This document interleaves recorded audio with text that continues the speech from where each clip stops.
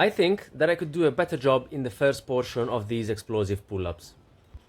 And this is something that I've always been aware of. It's just that I've been also grown accustomed to doing it in this way, and so I've stopped noticing that it's a bit of a flow.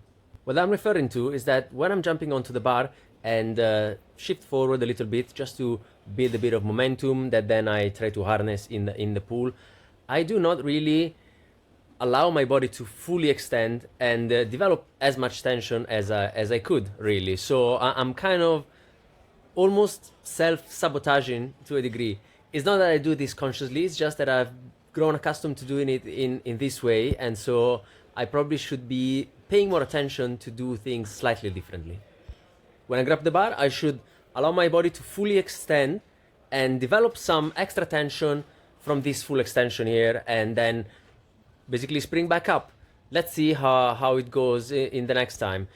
Also, another thing that I should be paying attention to is the fact that I am probably initiating the pool a bit too early, not really allowing my body to start drifting back. If I was able to catch the tempo of the pool in the moment when I start going back, I think that combining these two things, I would be able to do a better job, also considering the fact that I should rotate my wrist as I go up.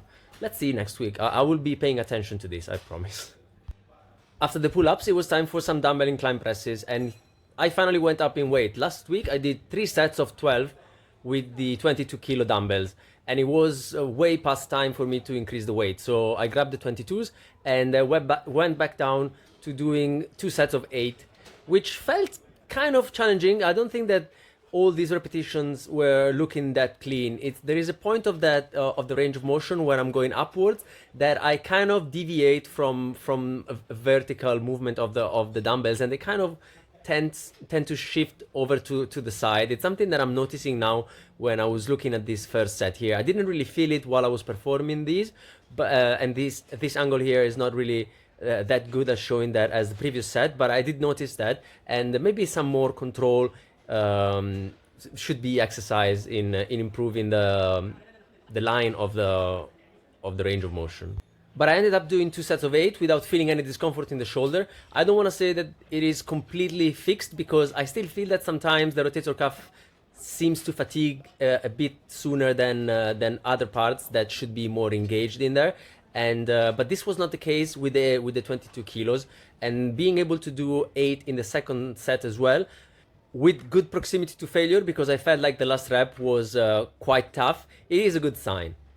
And in between I was doing the usual wrist work with the dumbbell curls and reverse curls, so flexion and extension. Last week I went up to 8 kilos on both dumbbells, and I found a better position for the reverse ones when I get my wrists into extensions by abducting the arms slightly to the side. Technically, it's a bit of work for the shoulders as well, a bit of an isometric contraction, even though I didn't really feel it that way.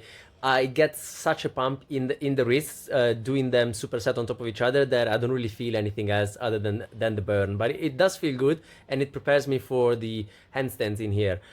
Speaking about the handstands, I was feeling a bit of discomfort, and it's a bit of an understatement. I was feeling a high degree of discomfort in my left hip, around to the side where the piriformis have been giving me issues on and off.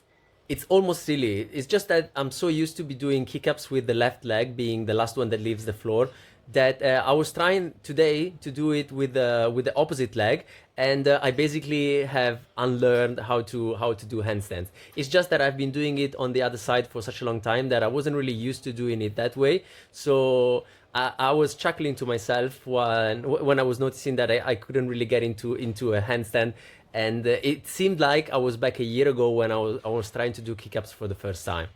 But doing them on the other side actually did help quite a bit, because I wasn't feeling any discomfort there, and it's just a matter of practicing that thing, and it was also a matter of preference. I was just doing it the natural way that it came to me. I guess that technically I could look at the bright side and say that I'm learning how to be ambidextrous on handstand kick-ups. I don't know what kind of achievement that is, but it gives me something to be happy about. All right, ciao.